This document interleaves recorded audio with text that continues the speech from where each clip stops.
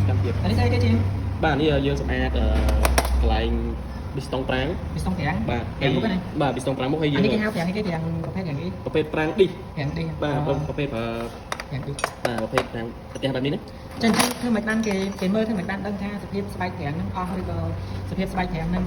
នៅគេមើលបែបម៉េចទៅ និយាយចាំទៅប្រភេទបើយើងចង់ងាយស្រួលមែនតើបងប្អូនអញ្ចឹងប្រភេទស្បែកប្រាំងគឺយើងអត់មានបបាឲ្យមើលទេណាអញ្ចឹងវាមានបើសិនជាកាត់បាទបងប្អូនចង់ដឹងថាយើងមើលមិនដឹងអស់មើលមិនដឹងនៅបងប្អូនបាទអញ្ចឹងយើងយកវាមកអញ្ចឹងនេះអាថ្មីណាដែលវានៅថ្មីអត់តប្រើអញ្ចឹងពេលថ្មីវាមានកន្លាពីរបែបនេះ ជាអួរណា បាទឆ្អួរបាទឆ្នោតហ្នឹងគឺបើសិនជាឃើញឆ្នោតបែបហ្នឹងគឺន័យថាស្បែកប្រាំងយើងគឺនៅល្អទេនៅអាចប្រើបានបាទអញ្ចឹងបើករណីថាដៃប្រាំងអស់គឺវានឹងបែបនេះណា ស្បែកប្រាំងអស់គឺមើលបែបហ្នឹង បាទនេះអញ្ចឹងយើងមើលទៅវាអត់មានឆ្នាំច្អូច្អួរ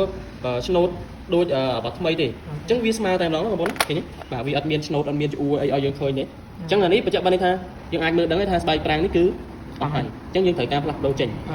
យើងកុំប្រើតទៅទៀតណាតែយើងប្រើតទៅទៀតវាអាចមានបញ្ហាទៅដល់ប្រាំងនេះឌីប្រាំង ឌី នេះ បាទអញ្ចឹងវាធ្វើឲ្យដៃប៉ះដៃទៅវាសឹកអាស្បែកអស់វាស៊ីគ្នាបាទស៊ីវាឆាប់អស់អាដៃប្រទេសឌីនេះមែនតើអញ្ចឹងបងប្អូនដែលមានអាការអស់ប្រាំង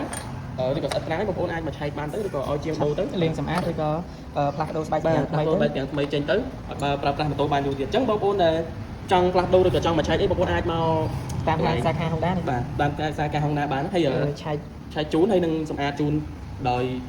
ជិះស្រួលទៅវិញហើយមួយទៀតបងប្អូនចង់បានគ្រឿងបន្លាស់សុទ្ធពី Honda បងប្អូនអាចមក Honda សិងឈីខ្ញុំបានអញ្ចឹងសិងឈី Honda សិងឈីខ្ញុំមានផ្លាស់ប្ដូរគ្រឿងបន្លាស់សុទ្ធ 100% ពីក្រុមហ៊ុនតែម្ដងបាទដូចជាស្បែកប្រាំងគឺយើងនាំចេញពីក្រុមហ៊ុនតែម្ដងអញ្ចឹងបងប្អូនអាចតាក់ទងបានតាមរយៈហើយក៏បានតាមរយៈទូរស័ព្ទលេខខាងក្រោមបាទអញ្ចឹងបងប្អូនចង់មកផ្ទាល់ក៏បានដែរអាស្រ័យឋានយើងខ្ញុំនៅភូមិតារាងបាល់នៅខេត្តកំពង់ស្វាយក្រុងស្រីសរភ័ណ្ឌខេត្តបន្ទាយមានជ័យបាទបងប្អូនសូមអរគុណសូមជម្រាបលា